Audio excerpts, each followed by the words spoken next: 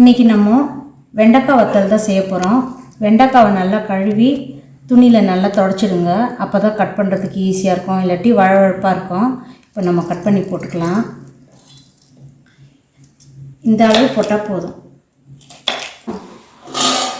இந்த அளவுக்கு கட் பண்ணி போட்டுக்கோங்க.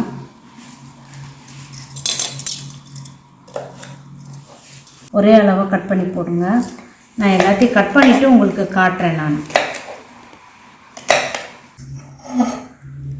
நறுக்கின வெண்டைக்காயை வெயிலில் வச்சு எடுத்துகிட்டு வந்துடுறேன். அப்போ தான் வெண்டைக்காயில் இருக்கிற பிசுபிசுப்பு தன்மை குறையும். வெண்டைக்காய் நல்லா காஞ்சிடுச்சு, பிசுபிசுப்புலாம் இல்லை பார்த்தீங்களா. இப்போ நம்ம மோர் ஊற்றிடலாம்.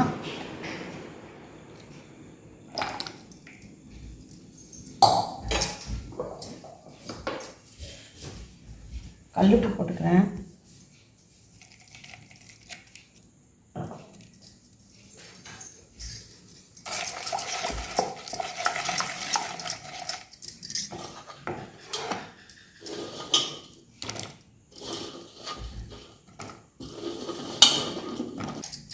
நல்லா புளிக்க விட்டுக்கோங்க.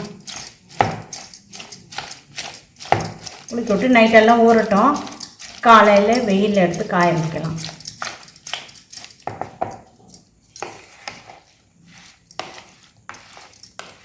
இப்போ நம்ம மூடி வச்சிடலாம். நைட்டெல்லாம் ஊறட்டும். காலையில் எழுந்து வெயிலில் காய வச்சிடலாம்.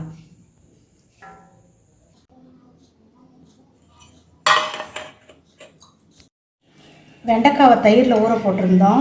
ஒரு நைட் ஃபுல்லாக இருந்தது. இப்போ எடுத்து நம்ம வெயிலில் காய போட்டுடலாம்.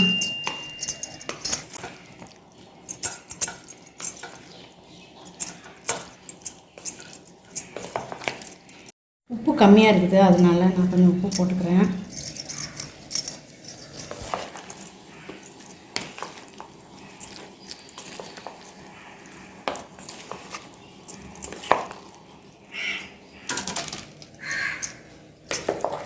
கண்ணாடி கவர் இருந்ததுன்னா, பிளாஸ்டிக் கண்ணாடி கவர் இருந்ததுன்னா அதில் போட்டுருங்க. என்கிட்ட இல்லைன்றதுனால இந்த பட்டை போடுறேன்.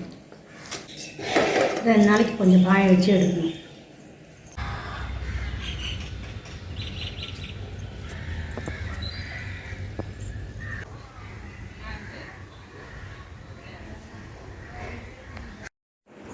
முக்கால் கிலோ வெண்டைக்காய் வத்தல் போட்டதில்லை, இவ்வளோ தான் வந்திருக்குது.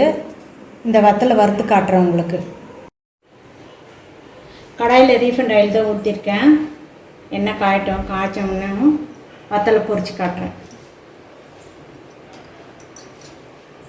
இப்போ எண்ணெய் காஞ்சிருச்சு, போட்டுடலாம்.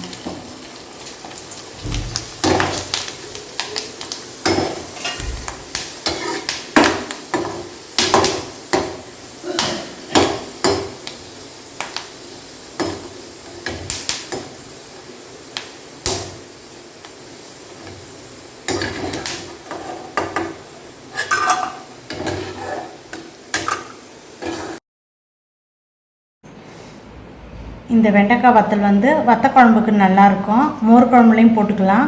ரசம் சாதத்துக்கும் தொட்டு சாப்பிட்டுக்கலாம். நீங்களும் செஞ்சு பார்த்துட்டு உங்களுடைய கருத்துக்களை சொல்லுங்கள். ஆரோக்கியமான உணவு, ஆனந்தமான வாழ்வு.